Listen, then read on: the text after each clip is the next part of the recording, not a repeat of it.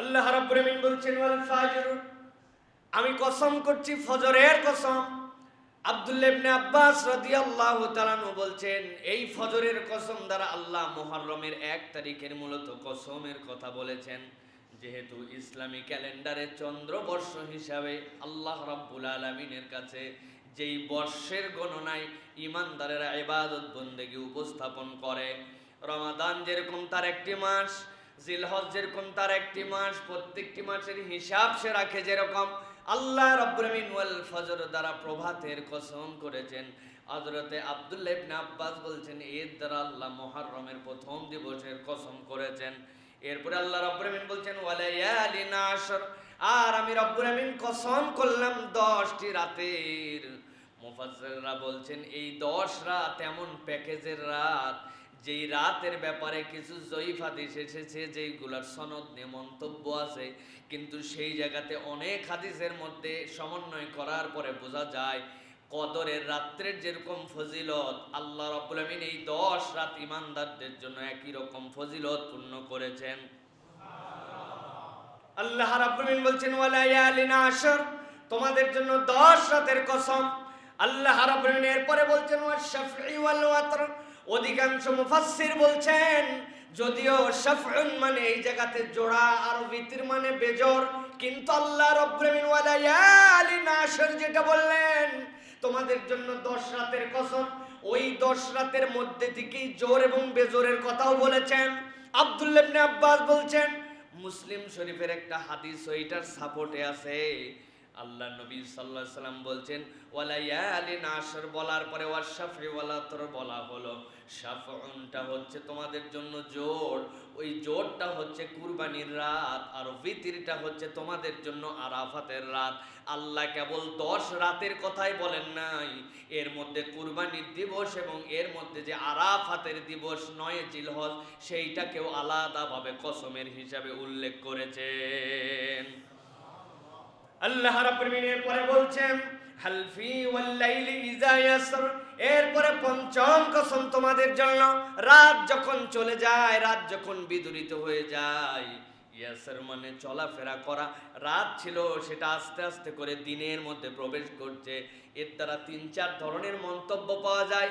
তার অন্যতম একটি হচ্ছে এই 10 রাত তো রাতই, ওয়ালায়ালিন আশর, আশর কোন সময় আপনার এই রাতটা যখন চলে যাচ্ছে, কোন সময় ওয়াল্লাইলি ইযা ইয়াসর, যখন প্রভাত হওয়ার আগ মুহূর্ত, ওই মুহূর্তটাই ফজর হয় নাই, কিন্তু রাতের শেষ ভাগ তাহাজ্জুদের ওয়াক্ত।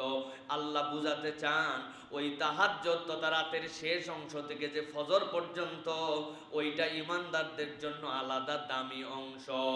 কোনো ঈমানদার পুরা রাত 12 মাস শুয়ে শুয়ে কাটাবে না, বরং শেষ রাত্রে ওই ফজরের সময় উঠবে, তার কিছু আগে ওঠে আল্লাহর কাছে কায় মনোবাক্যে ফরিয়াদ করবে। সারা দিন বান্দা চায়, আর ওই সময় আল্লাহ বান্দার কাছে জিজ্ঞাসা করেন, উল্টো বান্দা তুই না সারাদিন রিজিকের তালাশ করেছিলি, ক্ষমা প্রার্থনা করেছিলি, কিন্তু আমি এখন রব প্রথম আসমানে এসে তোমাদের কাছে বলি, কেউ কি নাই যার ক্ষমা লাগবে আমার কাছে চাও, কারো কি দরকার আছে কিনা রিজিক আমার কাছে চাও, আমি আল্লাহ দেওয়ার জন্য রেডি আছি। আল্লাহ তাআলা এই জন্য 5টা কসম করলেন, ওয়াল ফাজরি ওয়া লায়ালিন আশরি ওয়াশ-শাফঈ ওয়াল ওয়াতর ওয়াল লাইলি ইযা ইয়াসর। আল্লাহ এরপরে বলছেন হাল ফি যালিকা কসামুল লিযি হিজর। আল্লাহ বলছেন ও দুনিয়ার মানুষ, আমি যে কসম তোমাদের জন্য করলাম, প্রভাতের কসম করলাম, 10 রাতের কসম করলাম, জোড়ের কসম করলাম, বেজোরের কসম করলাম, রাত যখন শেষ হয়ে যাচ্ছে, যে ফজর আসতেছে, সকাল আসতেছে, ওই সময়ের কসম করলাম।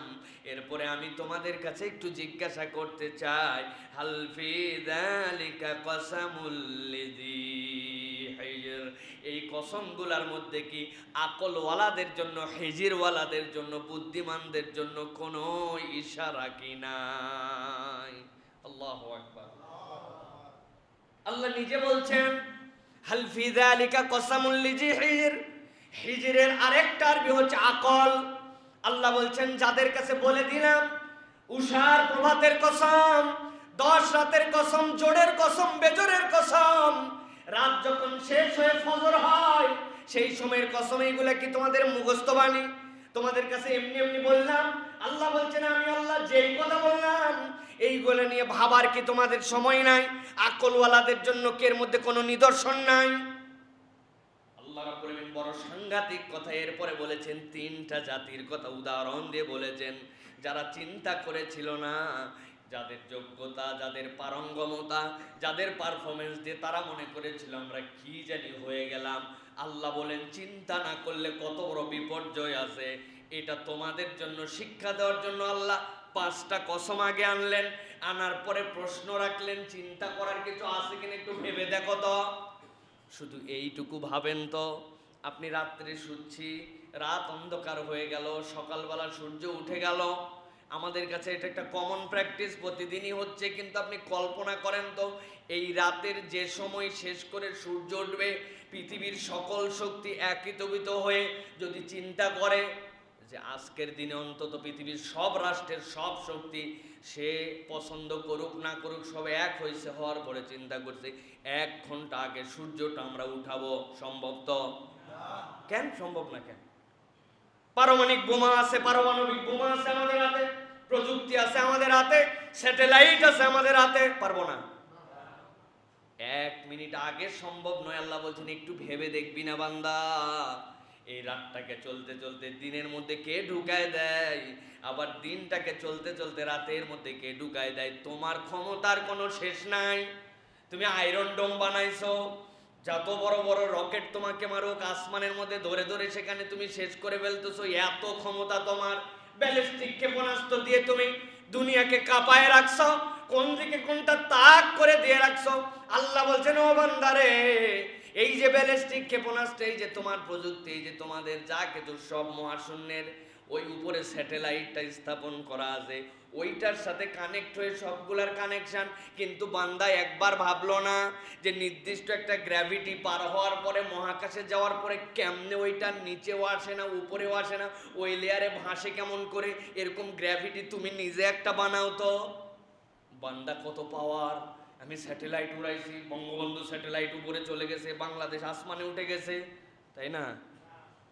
আসমানে উঠছে ঠিকই, কিন্তু আগে ক্ষমতাটার মানদণ্ড নিজেকে অনুভব করতে হবে। কার আসমানে উড়ালাম আর কার বাতাসে সেইটাকে রেখে আসলাম। ওই আল্লাহকে চিনলে আপনার মর্যাদা বাড়বে, আর ওই আল্লাহকে না চিনলে আপনার পরিণতি ফেরাউনের মতো হবে। আল্লাহ রাব্বুল আলামিন এই জন্য বলছেন আলাম তারা কাইফা ফাআলা রাব্বুকা বিআদ। আল্লাহ বলছেন বান্দা, আকলওয়ালাদের কাছে জিজ্ঞাসা করলাম কসমের মধ্যে তোমাদের জন্য কোনো শিক্ষা আছে কিনা। আল্লাহ বলছেন এবার 3টা উদাহরণ দিয়ে শিক্ষাটা বুঝায় দেই, হাতে কলমে ধরায় দেই তোমাদের কাছে। আল্লাহ বলছেন আলাম তারা কাইফা ফাআলা রাব্বুকা বিআদ। হুদ আলাইহিস সালামের জাতি, আদ জাতি, তাদের কথা আল্লাহ বলছেন আমি যে আদ জাতির সাথে কি করেছিলাম আপনার কাছে খবর আছে নাকি? মক্কার লোকেরা আদ জাতির গল্প জানতো, পাওয়ার দেখিয়েছিল, গরম দেখিয়েছিল, তাদের থেকে শারীরিক শ্রেষ্ঠ অঙ্গ প্রত্যঙ্গের বাহাদুরি, এইরকম ভাবে হিম্মতওয়ালা জাতি কমই সৃষ্টি করা হয়েছিল। হুদ আলাইহিস সালাম যতই ভয় দেখান, উল্টা তারা উল্টারও ভয় দেখায়। সামুদ জাতি তো আরো এক ধাপ আগায়া বলছে এদিকে আসো, পাহাড়টা কিসের দেখো তো, বলে এটা তো পাথরের পাহাড়। বলে এই পাটা কিসের? বলে এটা মানুষের। তো দেখো তোমারে কি দেখাই, কিসের ভয় আমাদেরকে দেখাও। পাহাড়ের উপরে যাই গোড়ালি দিয়ে মারছে, গোড়ালা দিয়ে মারার পরে ওই হাঁটু পর্যন্ত ওই পাথরের মধ্যে ঢুকে গেছে, কি রকম শক্তিশালী। বলে তোমার আল্লাহরে বলো বাতাস পাঠায় নাকি আমাদেরকে শেষ করবে। আমরাও দাঁড়ায় গেলাম বুক দিয়া। আল্লাহ বলতেছেন বাহাদুরি ভালো নয়। আল্লাহ রাব্বুল আলামিন এমন বাতাস পাঠালেন, পৃথিবীতে অন্য কোন জাতিকে আল্লাহ এইভাবে ধ্বংস করেন নাই। 7 দিন আসমানে ঘুরাইছেন শুধু, এরপরে ঠেকনায় মারছেন আল্লাহ। আল্লাহ রাব্বুল আলামিন এই জন্য বলছেন আলাম তারা কাইফা ফাআলা রাব্বুকা বিআদ ইরাম যাতিল ইমাদ আল্লাতী লাম ইউখলাক মিসলুহা ফিল বিলাদ।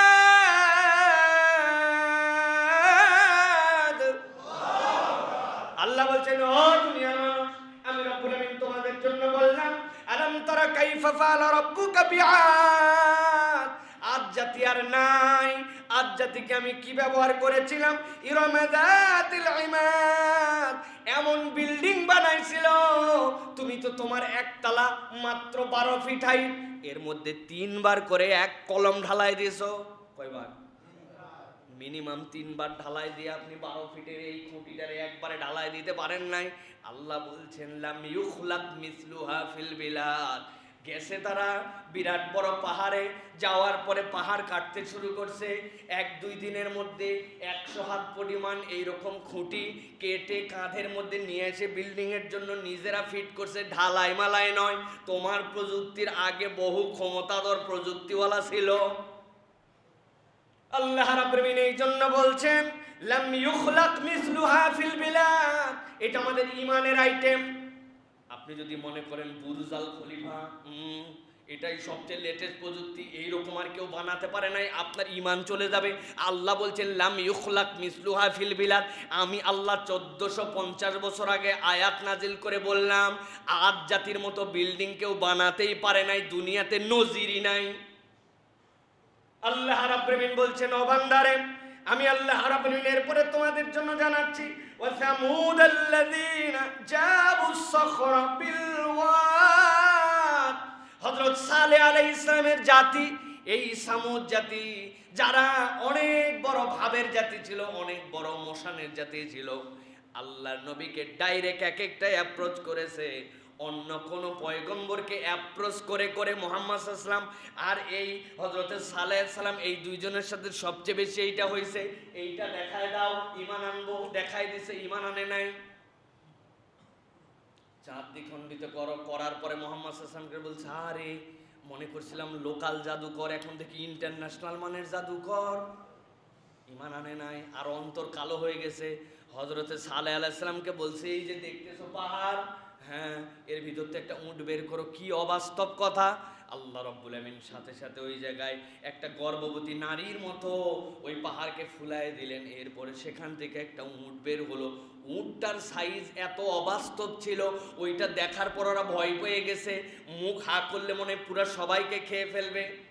হযরত সালেহ আলাইহিস সালাম বললেন আমি তোমাদের জন্য বললাম এর দুধ পান করো, আর এই কূপ তার জন্য নির্ধারিত, এর বাইরে যেও না, এই নিয়ম কানুনের সাথে বেয়াদবি করো না, এটা কিন্তু শায়ের আল্লাহ রাব্বুল আলামিনের নিদর্শন, অতএব এর সাথে বেয়াদবি করা যাবে না।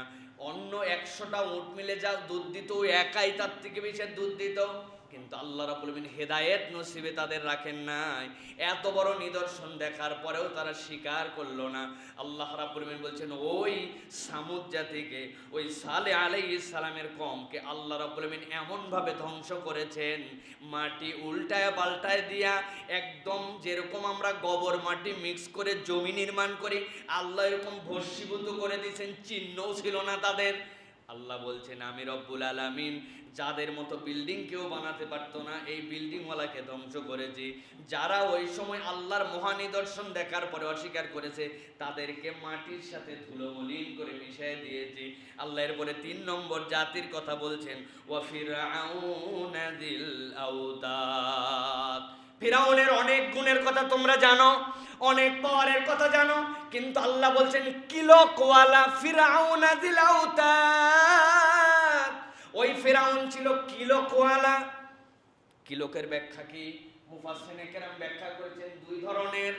এর আগ পর্যন্ত পৃথিবীতে যত জাতি ছিল প্রত্যেকেই আস্তে আস্তে করে তাবু বিদ্যাতে পারদর্শী হয়েছিল, কোথাও যুদ্ধ করতে গেলে তাবু টানাতে হতো। কিন্তু ফিরাউনের আগে কেউ তাবু আটকানোর জন্য লোহার কিলক, লোহার যে প্যারেক, এইটার পদ্ধতি আর কেউ আবিষ্কার করে নাই। অন্যরা মরুভূমিতে যাইতো, ঝড় উঠতো, তাদের তাবু এলোমেলো হইতো, কিন্তু ফিরাউন কিলক আবিষ্কার করলো। এখন পর্যন্ত সেটা চলমান দুনিয়াতে। চারিদিক দিয়ে তাবু টানানোর পরে কিলক যখন গেড়ে দিত, এমন ভাবে গেড়ে দেওয়া হতো হাজার বাতাসের পরে ওই তাবু উঠতো না। এটা একটা ব্যাখ্যা। আল্লাহ এই জন্য বলেছেন ওয়া ফিরআউনা যিল আওতাদ। আরেকদল মুফাসসির বলছেন ফিরাউনকে কিলকওয়ালা বলার কারণ তার বাহিনীটা এত বড় ছিল, দুনিয়াতে ইতিপূর্বে এত বড় বাহিনী, সেনাবাহিনী নিয়ে কেউ ঘুরতো না। এমনকি মুসা আলাইহিস সালামকে যখন দাবড়ানি দিয়েছিল পানির মধ্যে ডুবানোর জন্য, মুফাসসিরিনে কেরাম বলেন 8 লক্ষ সৈন্য নিয়ে সে কিন্তু মরছিল। শুধু ফেরাউনের ডুবনির কথা জানি, বাকি 8 লক্ষটা আমরা জানি না, এগুলো সব চুবে মরছে। এত বড় বাহিনী, যেখানে যাওয়ার পরে তাবু গাড়তো, ডান বাম সব দিক তাবু আর তাবু। তাকে যুদ্ধ করে জয় করতে হতো না, তার বাহিনী দেখে ভীত সন্ত্রস্ত হয়ে কেউ তার সামনে আসতো না। আল্লাহ রাব্বুল আলামিন বলছেন, ও ফিরআউন দিল আওতাদ আল্লাযীনা তাগাউ ফিল বিলাদ। আমি আল্লাহ তোমাদের কাছে বললাম আইমাদের কথা, আমি আল্লাহ তোমাদের কাছে বললাম সামুদের কথা, আমি আল্লাহ তোমাদের কাছে বললাম ফেরাউনের কথা। আল্লাহ বলছেন প্রত্যেকের মূল সমস্যা ছিল আল্লাযীনা তাগাউ ফিল বিলাদ, এই দুনিয়ার বুকে তারা আল্লাহর দ্রোহিতায় শামিল হয়েছিল। তাফসীরের মধ্যে এসেছে সামুদ জাতি তাদের অঙ্গসংস্থ সূরা আরাফের মধ্যেও আছে। আল্লাহ রাব্বুল আলামিন তাদেরকে কি পরিমাণ হিম্মতওয়ালা বানিয়েছিলেন। তারা গর্ব করলো আমাদের মতো কেউ দুনিয়ায় আছে নাকি? বেটা তোমাদের মতো দুনিয়াতে কেউ নাই, কিন্তু তুমি কি তোমাকে বানাইছো নাকি? তুমি তো তোমাকে বানাও নাই, তোমার রব তোমাকে বানাইলেন, তোমার রব তোমাকে সৃষ্টি করলেন। এই রবকে ভুলে গেল সামুদ জাতি, ভুলে গেল হযরত সালেহ আলাইহিস সালামের জাতি, ভুলে গেল ফেরাউন, ভুলে গেল এত বড় বাহিনী। আনা রব্বুকুমুল আলা বলতে বলতে বলেই ফেললো তো যে আমার থেকে বড় আবার রব আছে নাকি? কি উল্টাপাল্টা কথা বলো। আল্লাহ রাব্বুল আলামিন বলছেন আল্লাযীনা তাগাউ ফিল বিলাদ ফাকসারু ফিহাল ফাসাদ। এই মানুষগুলা কেবলমাত্র খোদাদ্রোহিতায় নিমজ্জিত হয় নাই, এই মানুষগুলা দুনিয়ার বুকে ফাসাদ সৃষ্টি করে ফেললো। জোর যার মুল্লুক তার এই পদ্ধতি কায়েম করে ফেললো। ক্ষমতা আছে আমার, পাওয়ার আছে আমার, যা ইচ্ছা তাই করতে পারি। তুমি আমার বিরোধী পক্ষ, তোমারে জেল জুলুম দিতে পারি, ভুয়া মামলা দিতে পারি, মিথ্যা মামলা দিতে পারি, বানানো সাক্ষী দিতে পারি, চাইলে তোমারে শেষ করে দিতে পারি, কি দাঁত মুখ ফাটায় দিতে পারি, চেয়ার দিয়ে বাড়াইতে পারি, আমার ইচ্ছা আমার দেশ, তাই তো নাকি? আল্লাহ রাব্বুল আলামিন বলছেন ভালো করে বোঝাও। 5টা আগে তোমাদের কাছে চিন্তার শক্তি দেওয়ার জন্য 5টা কসমের কথা বললাম। এরপরে জিজ্ঞাসা করেছি তোমাদের কাছে আলাম তারা কাইফা ফাআলা বিরাব্বিকা ফিআদ। আল্লাহ রাব্বুল আলামিন বলেন আদ জাতির সাথে কি করেছিলেন, সামুদের সাথে কি করেছিলেন, ফেরাউনের সাথে কি করেছিলেন, অপরাধ কি ছিল তাদের। আল্লাযীনা তাগাউ ফিল বিলাদ ফাকসারু ফিহাল ফাসাদ। 2টা অপরাধ। আল্লাহকে আর মানতে চাই নাই, মনে করছে আমার আর কবরে যাওয়া লাগবে না, দুনিয়া ছাড়া লাগবে না, আমার পাওয়ার আর পাওয়ার, আমার ক্ষমতা আল্লাহ রাব্বুল আলামিনের হুকুম থেকে নিজেকে সরায় নিয়েছে। আল্লাহ রাব্বুল আলামিন বললেন তাদের জন্য আমি কি দিলাম, ফাকসারু ফিহাল ফাসাদ ফাসাব্বা আলাইহিম রাব্বুকা সাওতা আযাব। বেশি কিছু করতে হয় নাই। আল্লাহ রাব্বুল আলামিন যখন যাকে যা দিয়ে আযাব পাঠানো লাগবে আল্লাহ তখন তাই দিয়ে তাকে ধরে দিয়েছে। যখন যাকে যা দেওয়া লাগবে তখন তাই দিয়ে ধরাইছেন। ফেরাউন তো ওরে বাবা উল্টা পাওয়ার দিয়ে বলছে আমার পাওয়ার দেখছিস, এই পারে যেন কোনো ঝামেলা না হয়, এই জন্য ওই পারে যাই ওদেরকে মারবো, এই জন্য রাস্তা পর্যন্ত করে দিছি। আল্লাহ বলেন নাইমে দেখ, সবগুলো মিলে নাম ছিল, নামার পরে 8 লক্ষ এক জায়গায় শেষ। মুসা আলাইহিস সালামের কওমের একটা তলোয়ারের ধার পর্যন্ত নষ্ট হয় নাই, একটা তীরকে তুন থেকে বের করতে হয় নাই, একটা থুতু তাদের দিকে মারতে হয় নাই। আল্লাহ রাব্বুল আলামিন ডুবায় শেষ করে দিয়েছেন। বাতাস নিয়ে আসছেন কওমে নূহ, কওমে সালেহ, তাদেরকে ধ্বংস করার জন্য আল্লাহ রাব্বুল আলামিন নবীদের সাথে যুদ্ধও করার আগে নাই, বাতাস দিয়ে শেষ করে দিয়েছেন। আল্লাহর সৈনিক পাঠায় আসমানে উড়ায় উড়ায় রাখছে আগে 7 দিন। দেখ বলছিলি না হাঁটু গেড়ে দিয়ে কাদের সাথে কাঁধ দিয়ে বলছিলি পারলে আসো, আল্লাহ বলছেন দেখ কেমন পারাপারি, আগে 7 দিন উপরে ঘোর, উপরে ঘুরাইয়া উড়াইয়া তারপরে ঠেকনায় মারছেন। ওই আল্লাহ তো এখন বয়স হয়ে গেছে, এখনো পারেন তো উনি নাকি? আল্লাহ রাব্বুল আলামিন ওই ঈমানটা দেওয়ার জন্যই বলছেন তোমাদের জন্য। রব্বুল আলামিন বলছেন ফাসাব্বা আলাইহিম রাব্বুকা সাওতা আযাব। এদেরকে আল্লাহর আযাব গ্রাস করে ফেলেছিল। আল্লাহ যা দিয়েছিলেন শুধু আল্লাহর নাফরমানি করার জন্য, আল্লাহ দ্রোহী হওয়ার জন্য। আল্লাহ ওদেরকে যেরকম শেষ করছেন, ওই আল্লাহ রাব্বুল আলামিন ওই ফেরাউনের সময়ও উষার প্রভাত আনতেন, ওই ফেরাউনের সময়ও রাতকে দিন থেকে বিচ্ছিন্ন করতে পারতেন, ওই ফেরাউনের সময়ও আল্লাহর জোর বিজোরের হিসাব আল্লাহর কাছে ছিল। সেই আল্লাহ এখনো আছেন, সেই আল্লাহ শেষ পর্যন্ত থাকবেন। আল্লাহ শুরু, আল্লাহ শেষ। অতএব আল্লাহর সাথে যারা দুশ্মনী করবে তাদের যুগে যুগে ধরা খাওয়া লাগবে, এটাই সত্য কথা, ঠিক না? এটা আল্লাহ রাব্বুল আলামিনের ঘোষণা, এমনি এমনি আল্লাহ দেন নাই। সর্বশেষ রব্বাকা লাবিল মিরসাদ, জেনে রাখো ঘাটির গোড়ায় আল্লাহ রাব্বুল আলামিন অপেক্ষমান। তোমার যেখানে শেষ, আল্লাহর ঘাঁটি সেখান থেকে শুরু। প্রত্যেকটা ঘাঁটিতে তোমার রব অবস্থান করছেন। অতএব তুমি যাবে কোথায়? তোমার যাওয়ার কোনো জায়গা নাই, দুনিয়ার থেকে বের হওয়ার কোনো জায়গা নাই। আল্লাহ কোরআনুল কারীমের মধ্যে বলছেন, তুমি যদি আল্লাহকে না মানতে চাও, তুমি দুনিয়াতে বের হয়ে যাও, বের হয়ে যাও। কোথায় যাবে তুমি? This is a circle. এই দুনিয়াটা পুরো সার্কেল। আপনি আল্লাহর আয়ত্তের বাইরে কোথাও যেতে পারবেন না, আপনার যাওয়ার কোনো জায়গাই নেই। কই যাবেন আপনি? অতএব প্রিয় ভাইয়েরা, আজকে মূলত সূরা ফজরের তাফসীর শোনানোর জন্য আপনাদের কাছে কিন্তু এই আয়াতটা আমি পড়ি নাই, আমি শুধু গুরুত্ব বোঝানোর জন্য যে রব্বুল আলামিন এত বড় বড় ঘটনা বলার আগে যে কসম করলেন, ওই কসম করলেন ওয়ালায়ালিন আশর ওয়াশ-শাফঈ ওয়াল ওয়াতর। আল্লাহ রাব্বুল আলামিন কসম করছেন যে 10টি রাত কি মর্যাদাপূর্ণ হলে আল্লাহ এটার কসম করতে পারেন। আবার আরাফাতের দিবসের আলাদা কসম করলেন, আবার কুরবানির দিবসের কসম করলেন। জোড় বেজোড় বুঝালেন, দুনিয়াতে সবকিছুর মধ্যে জোড় বেজোড়ের ভাব আছে, এগুলো আল্লাহ রাব্বুল আলামিন দুনিয়ার মানুষের জন্য জানাচ্ছেন। মূলত আজকে যেটা বলতে চাই প্রিয় ভাইয়েরা, আল্লাহ রাব্বুল আলামিন এর দ্বারা আমাদেরকে এই 10টি দিবসের দিকে মুখাপেক্ষী করেছেন যে এই 10 দিবস তোমরা ছেড়ে দিও না। সেটা কোনটা?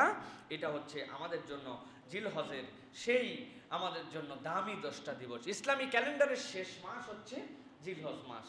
এই জিলহজ মাসের মধ্যেই কিন্তু আমাদের জন্য ইয়াউমুত তারবিয়া, যেটাকে বলা হয় মিনার দিবস, পানি পান করানোর দিবস। 8 তারিখে 9 তারিখে ইয়াউমুল আরাফা, সেখানে হাজিরা হজ করার জন্য যাবেন আরাফার ময়দানে। 10 তারিখে কঙ্কর নিক্ষেপ করা, কুরবানি করা, হাদিগুলাকে সব পশুগুলাকে জবেহ করে দেওয়া, এই যে এই ধারাবাহিক কাজগুলি, এইগুলি কিন্তু সবই এই 10 দিনের মধ্যে আল্লাহ রাব্বুল আলামিন রেখেছেন প্রিয় ভাইরা। অতএব মুমিনদের জন্য অত্যন্ত গুরুত্বপূর্ণ। হজে না গেলেও এই 10টা দিন সবচেয়ে দামি দিবস। আমি তো বলে থাকি ইমানদারের কাছে সবচেয়ে দামি দিবস 10 দিন, কিন্তু ইমানদার নিজের একটু চিন্তা করে দেখেন, আমাদের কাছে সবচেয়ে বেশি মূল্যহীন দিবস হচ্ছে এইটা, মানে সবচেয়ে মূল্যবান দিবস। সেই হিসাবে আমরা তুলনা করলে এতে আমাদের কোনো এক্সট্রা পারফরমেন্সই নাই, ঠিক না ভাই? কি আলেম, কি হুজুর, কি সাধারণ মানুষ, আমরা জানি না যে এই 10 দিবসের এত দাম। কি করব? করি না, আমরা কিচ্ছু করি না প্রিয় ভাইরা। হাদিস শোনেন কয়েকটা। রাসূলুল্লাহ সাল্লাল্লাহু আলাইহি ওয়াসাল্লাম বলছেন, মা মিন আইয়ামিল আমালুস সালিহু ফিহা হাব্বু ইলাল্লাহ মিন হাযিহিল আইয়াম, ইয়ানি আইয়ামাল আশর।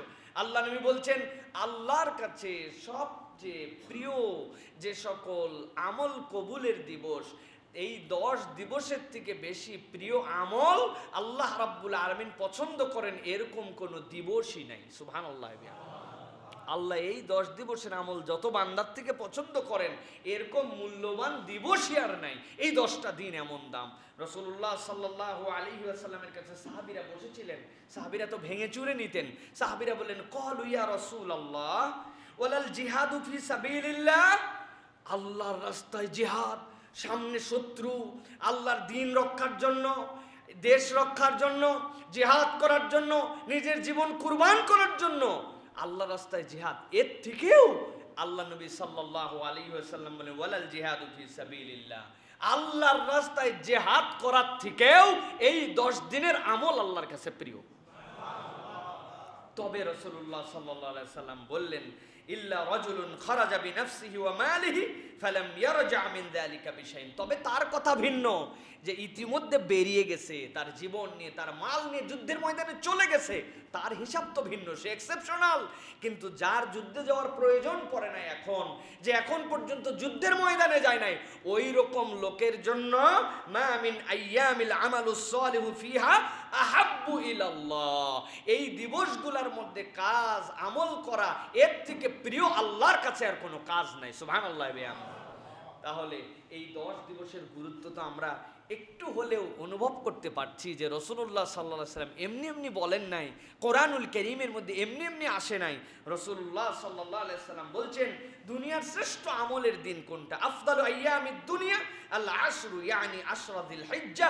আল্লাহ নবী বলছেন আল্লাহর কাছে সর্বশ্রেষ্ঠ দিবস 10টা, সেই 10 দিবস হচ্ছে জিলহজের 1 থেকে 10 তারিখ পর্যন্ত। রাসূলুল্লাহ সাল্লাল্লাহু আলাইহি সাল্লাম এই দাম, এই গুরুত্ব জিলহজ মাসের জন্য দিয়েছেন। প্রিয় ভাইরা, অতএব আমরা বলবো যে আমাদের সামনে যে মাস আসবে জিলহজ, এটার জন্য আমাদের একটু প্রস্তুতি দরকার মানসিকভাবে। এর প্রথম প্রস্তুতির কথা বলেছি, যারা কুরবানি করব আমরা, এই কুরবানির নিয়ত যাদের রাসূলুল্লাহ সাল্লাল্লাহু আলাইহি ওয়াসাল্লাম তাদের জন্য নখ এবং এই গফ চুল এইগুলা কাটতে নিষেধ করেছেন। এর আগে চাঁদের আগে প্রস্তুতি নিব, নেওয়ার পরে এই 10 দিন কুরবানি পর্যন্ত এরপরে কি আমল করতে পারি আমরা। প্রিয় ভাইয়েরা, প্রথম কথা হচ্ছে 4টা আমল এই 10 দিনে কখনোই আমরা ছাড়বো না। একটু হলেও নফল সালাত আদায় করব, একটু হলেও আমরা এর মধ্যে দান সাদাকা করার চেষ্টা করব, একটু হলেও কোরআন তেলাওয়াত করব। আর এর মধ্যে যে সকল সোম বৃহস্পতি পাবো অথবা অন্য দিন পাবো, এই দিবসগুলোর মধ্যে আমরা সিয়াম পালন করব। আর আরাফাতের দিবসের সিয়ামটা আমরা মিস করব না। এই 4টা কাজ যদি করি আমরা কন্টিনিউ, প্রতিদিন 4 রাকাত 6 রাকাত, এটার জন্য আমার বাদ মাগরিব সুন্নত পড়ার পরে চলেই যাচ্ছিলাম, একটু নফল 2 রাকাত পড়লাম, এশার পরে 2 রাকাত পড়লাম, ফজরের একটু আগে উঠলাম, উঠে ওই সময় একটু 2 রাকাত বেশি পড়লাম, 2-1 দিন তাহাজ্জুদের জন্য একটু দাঁড়ালাম, একটু হলেও আমি আমল করলাম, একটু হলেও দান সাদাকা করব। প্রত্যেক দিন যে আল্লাহ এই 10 দিনের অনেক মূল্য, আমি আমার পক্ষ থেকে যতটুকু সামর্থ্য একটু সাদাকা করার চেষ্টা করছি। তেলাওয়াত 10 মিনিট 20 মিনিট আধা ঘন্টা তেলাওয়াত আমাকে করতে হবে, অন্তত 2-4 পাতা তেলাওয়াত করতেছি এই দিবসগুলোকে টার্গেট করে। এটা আল্লাহ এবং আল্লাহ রসুল আমাকে জানিয়েছেন। আর আপনি সিয়াম কিছু পালন করেন, এক্সট্রা সিয়াম সোমবার বৃহস্পতিবার তো এর মধ্যে পাবোই 2টা কমসে কম, আরাফাতের সিয়ামটা যেন আমার মিস না হয়। এরকমভাবে যদি আমরা করতে থাকি, আর কতগুলো বিষয় যদি খেয়াল রাখি, জিকির করা, দোয়া করা, ইস্তেগফার করা, নফল নামাজ, নফল সিয়াম, তিলাওয়াত, দান সাদাকা, পরোপকার, মানুষের জন্য কল্যাণ চেতনা, এই কাজগুলি আমরা আমাদের জীবনের সাথে সম্পৃক্ত হতে পারি। আর এই 10 দিন আরেকটা প্র্যাকটিস আমরা আমাদের জীবনে নিব, যে এখন থেকে আমরা হাসি মুখের মানুষ হব। মানুষের সাথে কালো মুখ করে, বেজার মুখ করে, রাগত স্বভাবে, উদ্ধত আচরণে, অহংকারের বহিঃপ্রকাশে আমি আর কথা বলবো না। এই 10 দিন আমি একটা প্যাকেজের মধ্যে ঢুকছি, যে হাজার বিরক্তি আছে, ক্ষুধা আছে পেটের মধ্যে, স্ত্রীর সাথে রাগারাগি আছে, সন্তানের সাথে অনেক মিসআন্ডারস্ট্যান্ডিং আছে, ব্যবসায় লস আছে, নানান ধরনের সমস্যা আছে। তারপরেও এক ভাইয়ের সাথে আরেক ভাইয়ের দেখা হলে আমি আমার সাধ্যের ধৈর্যের পারফরমেন্স দিয়ে তার সাথে সুন্দর মুখে কথা বলবো। কেউ যদি কোনো ভাইয়ের সাথে সুন্দর মুখে কথা বলে, এইটা একটা কবুল সাদাকা হিসেবে তার আমল নামায় লেখা হয়ে যাবে।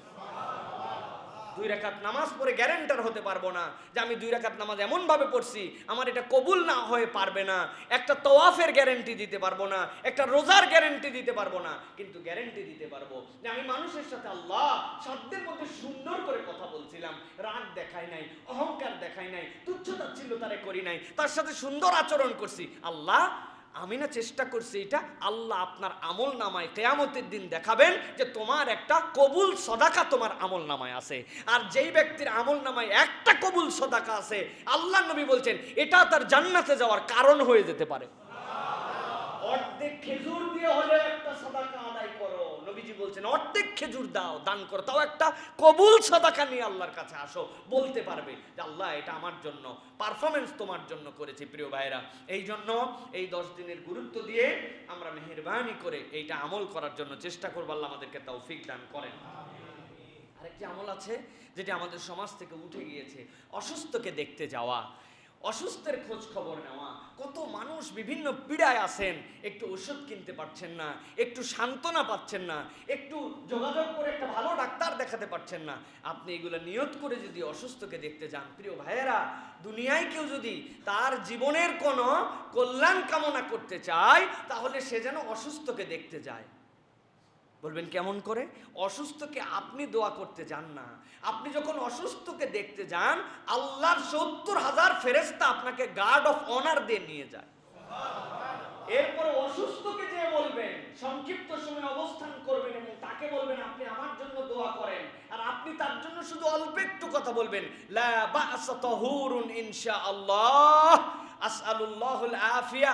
আল্লাহ রাব্বুল আলামিন আপনাকে মাফ করে দেন, চিন্তা করেন না। রোগ দিয়েছেন যিনি, সারায়ও দিবেন তিনি। মাথায় একটু হাত দিয়েছেন একটু বুলাই দিয়ে, বাকিটুকু বলছেন আপনি একটু আমার জন্য দোয়া করেন। অসুস্থ যখন যে দেখতে যায় ভিজিটর, তার জন্য দোয়া করে, আল্লাহ রাব্বুল আলামিন ওই দোয়া ফেরত দেন না। আর সকাল থেকে সন্ধ্যা পর্যন্ত ফেরেশতারা আপনার আশপাশে ঘুরতে থাকে। প্রিয় ভাইয়েরা, আমরা বুঝি না, আমরা চিন্তা করছি অসুস্থকে দেখতে গেলে আমাদের অনেক হাদিয়া তোফা নিয়ে যাওয়া লাগে। এটা একদম ব্যাড প্র্যাকটিস। কিছু আপনার সাধ্যের মধ্যে কুলালে আপনি তো নিয়ে যাবেনই, সেটা যদি আল্লাহ তৌফিক দান করে। আর যদি নাও হয়, আপনি এমনি দেখতে গেছেন, এইটুকুই আপনার জন্য আল্লাহ এবং আল্লাহ রসুলের নির্দেশিত হবে। প্রিয় ভাইয়েরা, অসুস্থকে দেখতে যাওয়া বড় নিয়ামত। আবু বকর সিদ্দিক রাদিয়াল্লাহু তাআলা তো আল্লাহ রসুলের ঘোষণাপ্রাপ্ত জান্নাতি, কিন্তু আবু বকর সিদ্দিকের এমন আমল ছিল, সিদ্দিক এমনি হন নাই। নবীজি বলছেন, আজকে কেউ আছে যে রোজা রেখেছে? অনেক লোক হাত তুলছে, রোজা আছে। আজকে কেউ আছে যে দান সদাকা করেছে? আরো দু একজন হাত তুলেছে। অর্ধেক হাত আবার নেমে গেছে, কিছু দান সদাকা করে নাই। আবু বকর রাদিয়াল্লাহু হাত তখনও আছে। আজকে কেউ কি আছে যে অসুস্থকে দেখতে গেছে? আরো হাত কিছু নেমে গেছে। আবু বকর সিদ্দিক রাদিয়াল্লাহু তাআলার হাতটা তখন পর্যন্ত উত্থিত আছে। আবু বকর রাদিয়াল্লাহু তাআলার চরিত্র ছিল, সিয়াম পালন করতেন, দান সদকা করতেন, অপরের কল্যাণ করতেন, ইসলামের পক্ষে মানুষকে ডাকতেন, অসুস্থকে দেখতে যেতেন। নবীজি বললেন, যার সাথে এই গুণগুলো সম্পৃক্ত হবে, আমি নবীজি বললাম সে জান্নাতি। সুবহানাল্লাহ। এটা আবু বকরের জন্য খালি ঘোষণা নয়, উম্মতের আমাদের জন্য ঘোষণা। একদিনে সিয়াম করা, একদিনে কিছু দান করা, একদিনে আল্লাহর জন্য দাওয়াতের কাজ করা, একই দিনে রুগী দেখতে যাওয়া, একই দিনে জানাজায় শরীক হওয়া, সম্ভব কিনা? সম্ভব কিনা? সম্ভব তো, জীবনে একবারও করবো না। আল্লাহ রাসূল সাল্লাল্লাহু আলাইহি ওয়াসাল্লাম এত পদ্ধতিতে আমাদেরকে জাহান্নাম থেকে বের করে জান্নাতে নিতে চান। আমাদের আবার একটা বড় সমস্যা, আপনাদের না, আমার বড় সমস্যা, যা এগুলা হাদিস পরে ওয়াজ করি, আমি চিন্তা করি এগুলো তো আমার মুসল্লিদের কাজ, জনগণের কাজ, হুজুরের কাজ না। আমি হুজুর তো এগুলোর বাইরে, ঠিক না? আব্দুল্লাহ জাহাঙ্গীর রাহিমাহুল্লাহ বলতেন, আহা কি আবেগ দিয়ে যে স্যার এই কথাগুলি বলতেন, যে দেখো হযরতে ওসমান রাদিয়াল্লাহু তাআলা আনহু যখন কবরের কাছে যেতেন, বেকারার হয়ে যেতেন। আমি আব্দুল্লাহ জাহাঙ্গীর তো বহুবার কবরের কাছে গেলাম, কিন্তু যাওয়ার পরে তো আমি একবারও বেকারার হলাম না। আমি যখন কবরের বয়ান করি, কবরের ভয়াবহতার বয়ান করি, তখন মনে হয় যে এটা আমার মুসল্লিদের জন্য বয়ান, আমি হুজুর তো আর কবরে যাব না। আমাদের ফিলিংস এরকম হয়েছে প্রিয় ভাইয়েরা, প্রত্যেকের আমাদের ফিলিংস এরকম হয়েছে যে আমি এটা বয়ান করতেছি মুসল্লিদের জন্য, হুজুরের আমলে এটা নয়। অথবা ছাত্র চিন্তা করছে এটা ওস্তাদের আমল, ওস্তাদ চিন্তা করছে এটা ছাত্রের আমল, ধনীরা চিন্তা করছে এটা গরিবের আমল, গরিবরা চিন্তা করছে এটা বড় লোকের আমল। আমরা একজন আরেকজনের দিকে পার করে দিচ্ছি, অথচ এটা ইমানদার মাত্রই আমল। আমরা করার চেষ্টা করবো তো ইনশাআল্লাহ।